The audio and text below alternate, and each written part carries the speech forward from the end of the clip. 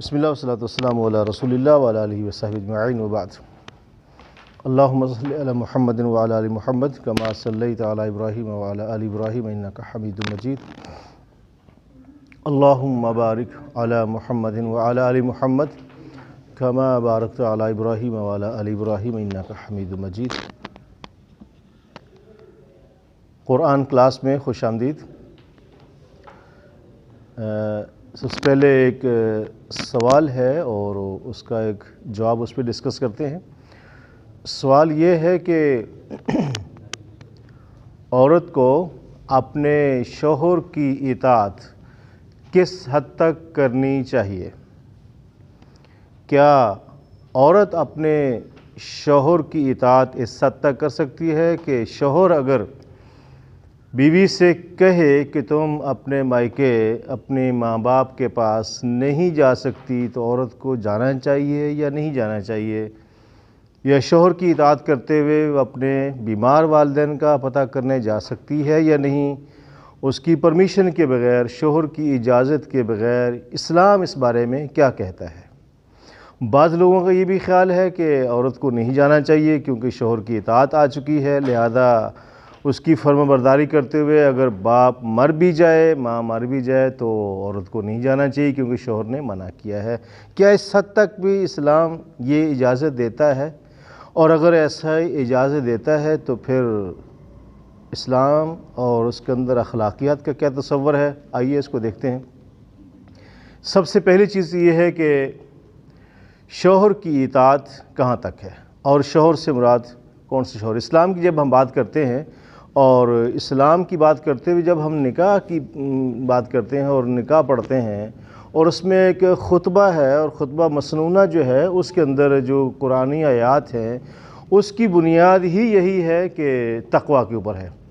جو اسی طریقے سے مختلف صورتیں ہیں، سورہ نساء ہے یا سورہ المائدہ ہے، اس طریقے سورہ احزاب کی آیات ہیں، اس کے اندر یہی بات بیان کی گئی ہے کہ جو اللہ اور اس کے رسول کی اطاعت کرتے ہیں وہی لوگ کامیاب ہیں۔ تو یہ کامیابی کا معیار جو بنایا گیا ہے اللہ کی بات کو اور اس کے رسول کی بات کو مانتے ہوئے، اسی کے اندر کامیابی کا ذکر کیا گیا ہے، اور تقوی کا بتایا گیا ہے کہ جتنا تقوی اس رشتے کے اندر موجود ہوگا اتنا یہ رشتہ مضبوط ہوگا۔ اگر اس کے اندر تقوی نہیں ہے اور صرف خالی کی باتیں ہیں تو رشتے کے اندر کوئی مضبوطی نہیں آ سکتی۔ آپ دیکھتے ہیں کہ شوہر کی اطاعت کے حوالے سے کہ شوہر کی اطاعت خاتون کو، اہلیہ کو، اس کی بیوی کو کرنی چاہیے، لیکن کس حد تک؟ سب سے پہلے کہ اسلام جو ہے وہ اخلاقیات کا درس دیتا ہے۔ اسلام سے اگر اخلاقیات کو نکال دیں تو باقی کچھ نہیں بچتا، باقی صرف لوگوں کی خواہشات بچ جاتی ہیں، وہ اپنی خواہشات کے مطابق چلنا چاہتے ہیں اور اس پہ عمل کرنا چاہتے ہیں۔ اخلاقیات کیا ہے؟ کیا اسلام ایک دوسرے کی بیمار پرسی عیادت کرنے کے حوالے سے کیا کہتا ہے؟ حدیث کے اندر آتا ہے، رسول اللہ صلی اللہ علیہ وسلم کا فرمان ہے کہ ایک مسلمان کے دوسرے مسلمان پر حقوق ہیں، تو ان میں سے ایک یہ بھی ہے کہ جب وہ آپ کو دعوت دے فاجبہ، تو آپ اس کی دعوت کو قبول کیجئے، ٹھیک ہے؟ اور جب وہ بیمار پڑ جائے تو اس کی عیادت کیجئے، اور اگر وہ فوت ہو جاتا ہے تو اس کے جنازے میں شریک ہوجئے، اور بھی اس کے حقوق کا ذکر کرتے ہوئے اس میں ایک بات یہ ہے کہ جب وہ بیمار پڑ جائے تو اس کی بیمار پرسی، اس کی عیادت کی جائے۔ یہ تو ایک مسلمان کی بات ہو رہی ہے، ایک عام مسلم کی بات ہو رہی ہے کہ ایک مسلمان کا دوسرے مسلمان پر حق ہے۔ اب اس حق سے آگے چلتے ہیں تو پھر اسلام تو سب سے پہلے رشتہ داروں کے حقوق کی بات کرتا ہے، اقربا ہے، عزیز و قارب ہے، رشتہ داروں کے حقوق کی بات کرتا ہے کہ سب سے پہلے آپ کے اوپر کس کا حق ہے؟ آپ کے رشتہ داروں کا حق ہے۔ اور اس میں یہ بات بھی ذکر کی گئی ہے کہ رشتہ داروں میں سب سے جو قریبی ہیں ان کا حق ہے، یہاں تک کہ اگر وہ ضرورت مند ہوں اور آپ پوری دنیا میں اپنا مال جو ہے وہ ڈسٹریبیوٹ کرتے پھریں اور اپنے رشتہ داروں کو نہ پوچھیں تو یہ زیادتی ہے۔ اسلام کہتا ہے سب سے پہلے اپنے قریبی، اپنے عزیز و قارب کو دیکھیں، اگر آپ کے رشتہ دار وہ اگر بھوکے ہیں تو پہلے ان کا خیال کریں، پھر پڑوسیوں کی بات آ رہی ہے۔ تو یہ تو بہت ایک عجیب سی بات ہے کہ اگر شوہر بولے کہ میاں کیا کہتے ہیں اپنے ماں باپ کے پاس وہ نہیں جا سکتی، اس کا پتہ نہیں کر سکتی، یہ اسلام نہیں ہے، نہ اسلام کا کلچر ہے اور نہ ہی اسلام اس بات کا درس دیتا ہے۔ یہ لوگ اپنی خواہشات کے مطابق چلنا چاہتے ہیں، ان کی بات ہو رہی ہے، اسلام یہ بات نہیں کرتا۔ وہ تو ایک عام مسلمان کی بات کرتا ہے کہ ایک مسلمان کا دوسرے مسلمان کے اوپر کیا حق ہے اور کتنی ذمہ داری بنتی ہے، اس کی مار پرسی کرنا، یہاں تک کہ اس کے پاس گنجائش اس کی علاج معالجہ کرنا، اس کے دکھ درد میں شریک ہو جانا۔ اور یہ بات بہت واضح ہے، ڈاکٹر اسرار صاحب اپنی گفتگو میں ایک دن ذکر کر رہے تھے، میں نے وہ سنی، بہت اچھی بات ہے۔ فرما رہے تھے کہ اگر آپ کے پاس اپنے مسلمان بھائی کی ضرورت پوری کرنے کے لیے مداوع موجود ہے، آپ اس کی ضرورت پوری کر سکتے ہیں اور آپ اس کی ضرورت پوری نہیں کرتے تو اللہ تعالیٰ کو آپ کی نمازوں کی قطعی طور پر کوئی ضرورت نہیں ہے۔ آپ نمازیں پڑھیں، قرآن چاٹتے پھریں، کچھ بھی کریں، کوئی حیثیت اس کی نہیں ہے اگر آپ اس کی ضرورت کو پورا کرنے کا مداوع نہیں کر سکتے۔ ضرورت پوری کرنے کے باوجود آپ کو استطاعت ہے، اللہ نے آپ کو مال دیا ہے، آپ کی صلاحیت موجود ہے، آپ کر سکتے ہیں، اس کے باوجود آپ نہیں کرتے تو آپ کی کیا وہ نماز ہے اور کیا وہ آپ کے صدقات اور باقی ساری چیزیں۔ تو بات ہو رہی اس حوالے سے کہ کتنے حقوق ہیں، حالانکہ ہونا تو یہ چاہیے کہ ماں باپ کے حقوق کی بات کرتے ہیں، ٹھیک ہے۔ وہ سورہ بنی اسرائیل کے اندر ہے وَقَضَىٰ رَبُّكَ أَلَّا تَعْبُدُوا إِلَّا إِيَّاهُ بِالْوَالِدَيْنِ إِحْسَانًا، کہ آپ کے رب نے تو اس بات کا فیصلہ کر لیا ہے کہ اپنے رب کی عبادت کرو اور اس کے بعد والدین کی اطاعت کی بات کی ہے۔ تو والدین کس کے والدین ہیں؟ اگر شوہر بیوی کے والدین کو اپنے والدین نہیں سمجھتا تو کیا رشتہ داری سمجھتا ہے؟ وہ بھی حقیقت میں دیکھا جائے تو اس کے والدین ہیں، ان کا درجہ اس کو دینا چاہیے۔ یہ تو خواہشات کی بات ہے، خواہشات کی پیروی ہے کہ نہیں وہ نہیں جا سکتی۔ اب یہاں تک کہ رسول اللہ صلی اللہ علیہ وسلم کا فرمان ہے، اس حدیث کو بھی ذکر کرتے ہیں کہ اللہ کے رسول صلی اللہ علیہ وسلم نے فرمایا کہ ایک عورت کو شوہر کی اطاعت کس حد تک کرنی چاہیے؟ اس حد تک کرنی چاہیے، فرمایا کہ اگر اللہ کے بعد کسی کو سجدہ کرنے کی اجازت ہوتی تو عورت کو کہا جاتا کہ وہ اپنے شوہر کو سجدہ کرتی۔ اس حد تک شوہر کی فرمانبرداری کی بات آ رہی ہے، اور دوسری طرف یہ بات بھی کہ اگر وہ پرمیشن نہ دے تو نہیں جا سکتی۔ دیکھیں ہمارے ہاں ان چیزوں کو بہت اپنے مطلب کی چیزیں نکالنے میں ہم بہت ایکسپرٹ ہیں، جہاں اپنے مفاد آتے ہیں، اپنا مقصد آتا ہے، اپنا مطلب آتا ہے، اس میں سے اس کا وہ ٹکڑا لے لیتے ہیں اور اس کو پھر لوگوں کے سامنے امپلیمنٹ کرنا شروع کرتے ہیں۔ دیکھو یہاں تک بات ہے، یہاں تک بات ہے شوہر کی اطاعت کی بات، لیکن سوال یہ ہے کہ شوہر کون سا ہے؟ کس شوہر کی بات ہو رہی ہے؟ وہ شوہر جو دین کے اوپر چلنے والا ہے، وہ شوہر جو اللہ کے رسول اور اس کے رسول اللہ اس کے رسول کی بات ماننے والا ہے، اسی کے لیے بات ہو رہی نا، ایمان والے کی بات ہو رہی نا۔ نہ وہ قرآن سے تعلق ہے، نہ اسلام سے تعلق ہے، نہ نماز سے تعلق ہے، اور شوہر تو بنا دیا اور نام کا مسلمان ہے، اور سارے کے سارے بینیفٹ اور فوائد اور اپنے مقاصد اپنے خواہشات کو پوری کرنے کے والے سے وہ حدیث اور چیزیں لے کے اپنے فٹ کر میں شوہر ہوں، میرا یہ حکم ہے، تم نہیں جا سکتی ہو۔ یہ کوئی اسلام نہیں، اسلام اس کا نہ درس دیتا ہے، نہ اسلام کا یہ معیار ہے، نہ اسلام اس طرح کی اخلاقیات کا درس ہے۔ اخلاقیات اس کے اندر نہیں ہے، اخلاقیات کا نام ہی نہیں ہے اس بات کے اندر کہ وہ کہے جی آپ نہیں جا سکتی تو وہ نہیں جا سکتی۔ ٹھیک ہے، عورت ہے، وہ پابند تو اس کی ہے، لیکن اسلام کا یہ درس نہیں ہے۔ اب آئیے ذرا دیکھتے ہیں اس واقعے کی طرف۔ میرے پاس ایک اور سوال آیا تھا پچھلے دنوں کہ ابراہیم علیہ السلام کے حوالے سے ایک واقعہ ہے کہ جب اسماعیل علیہ السلام ان کے بیٹے کی شادی ہو گئی تھی اور کچھ عرصہ کے بعد حضرت ابراہیم علیہ السلام ان کے گھر آئے۔ جب گھر میں پہنچے تو حضرت ابراہیم علیہ السلام گھر پہ موجود نہیں تھے، تو بیٹے کی عدم موجودگی میں بہو سے پوچھا کہ کہاں ہے اسماعیل؟ انہوں نے بولا کہ بابا وہ تو نہیں ہے، وہ تو چلے گئے ہیں، کام سے گئے ہیں، ہو سکتا ہے شام تک آئیں گے۔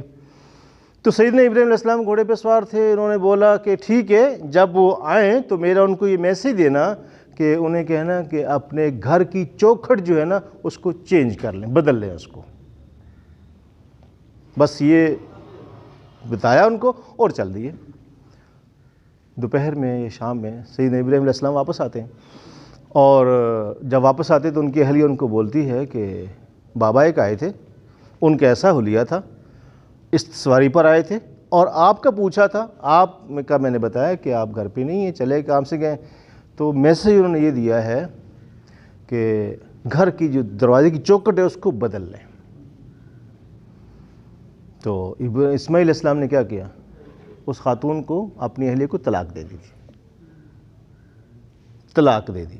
سوال کیا باپ کے کہنے پر بیٹا اپنی بیوی کو طلاق دے سکتا ہے؟ سوال اٹھا اس پر، یہ واقعہ موجود ہے۔ اور سیدنا ابراہیم علیہ السلام وقت کے پیغمبر ہیں، اور ایک اچھا مومن اور مسلم سامنے والے سے دو چار گفتگو کرے، دو چار باتیں کرے، اس کے ساری گفتگو کا اندازہ ہو جاتا ہے اس کا سٹیٹس کیا ہے، اس کی چاہت کیا ہے، چاہتے کیا ہے، یہ کس مزاج کی عورت ہے، یہ کس مزاج کا یہ آدمی ہے۔ ابراہیم علیہ السلام نے جب دیکھی چیز یہ بتایا، چوکھٹ چینج کرنے کا مطلب ہے کہ میں بھی پیغمبر ہوں، میرا بیٹا بھی نبی ہے، اور نبی کے ساتھ ایسی خاتون نہیں چل سکتی۔ اللہ تعالیٰ نے جس کام کے لیے ان کو مامور کیا ہے، جو ان کی ذمہ داریاں ہیں، تو اس کو ویسا ہی جوڑا چاہیے، ویسی ہی ان کو زوجہ چاہیے۔ ان کے اندر خوبیاں چیزیں نہیں تھیں، وہ تو طلاق دے دی۔ پھر سوال یہی پیدا ہوتا ہے کہ کیا باپ کہے بیٹا طلاق دے سکتا ہے؟ جی ہاں دے سکتا ہے۔ کب؟ کیسے؟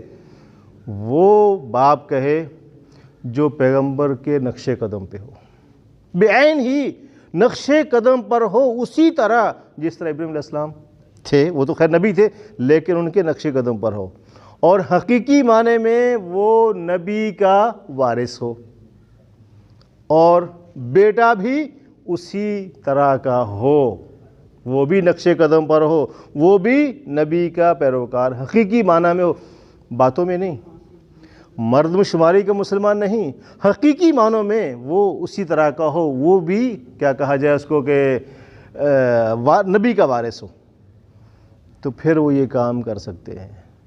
اور آج باپ کو وضو کرنے کا طریقہ نہیں آتا اور بیٹا عالم دین ہے، تو باپ بیٹے کو بولے بیٹا تم اس بہو کو طلاق دے دو، یہ امپلیمنٹ نہیں ہوگا، یہ نہیں چلے گا۔ کیوں نہیں چلے گا؟ باپ کے پاس بھی ایسا نالج ہونا چاہیے، اس کو پتہ ہونا چاہیے۔ اس کو تو وضو کرنے کا طریقہ نہیں آتا، نماز نہیں پڑھنا آتی، قرآن نہیں پڑھنا آتا، وہ بول دے تو اٹ مینز یہ خواہشات کی باتیں ہیں، دین کی بات یہ نہیں ہو رہی۔ تو اس لحاظ سے یہ جواب وہاں سے نہیں لیا جا سکتا کہ باپ کے کہنے پر بیٹا طلاق دے دے۔ یہ اس صورت میں ہوگا جہاں دین ہوگا، دین نہیں ہے تو کچھ بھی نہیں ہے، ٹھیک ہے جی۔ تو اس اعتبار سے شوہر کی اطاعت بیوی کو کرنی چاہیے، بالکل کرنی چاہیے، اور اس کے بھی حقوق ہیں، بیوی کے حقوق ہیں، مرد کے بھی حقوق ہیں، لیکن اسلام کے دائرہ کار کے اندر رہتے ہوئے، اسلام کی اخلاقیات کے اندر رہتے ہوئے۔ اخلاقیات کو نکال دیں تو باقی کچھ بھی نہیں ہے کہ شوہر بیوی کو یہ بولے کہ آپ اپنے مائکے نہیں جا سکتی، آپ اپنی ماں باپ سے نہیں مل سکتی، ایون کہ بیمار بھی ہوں، یہاں تک کہ مر بھی جائے ان کو منہ بھی نہیں دیکھ سکتی۔ یہ اسلام کہتا ہے؟ نہیں، اسلام کہتا ہے ایسا۔ اسلام کو پڑھنے کی ضرورت ہے، سمجھنے کی ضرورت ہے۔ اسلام کے اندر سے اخلاقیات تو ہے ہی نہیں۔ اب یہ کہا جائے اخلاقیات تو اوروں کے پاس ہے، اسلام کے اندر اخلاقیات نہیں ہے، تو کس بات کا اسلام ہے؟ ایسا نہیں ہے۔ ایک عربی کا شعر ہے کہ کم من عائب قولا صحیحا آفت من فہم سقیم۔ کتنی اچھی بات ہوتی ہے لیکن اس کے اندر لوگ عیب جوئی کرتے ہیں، عیب نکالتے ہیں۔ اس کے پیچھے حقیقت کیا ہوتی ہے کہ ان کی فہم جو ہے وہ سقیم ہوتی ہے، لوگوں کو معلومات نہیں ہوتی، پتہ نہیں ہوتا۔ ورنہ پھر اقبال کو کہنے دیجئے کہ وضع میں تم نصارہ ہو اور تمدن میں ہنود، یہی مسلمان ہیں جن کو دیکھ کر شرمائے یہود۔ اللہ ہمیں عمل کی توفیق عطا فرمائے۔ صلی اللہ علیہ وسلم۔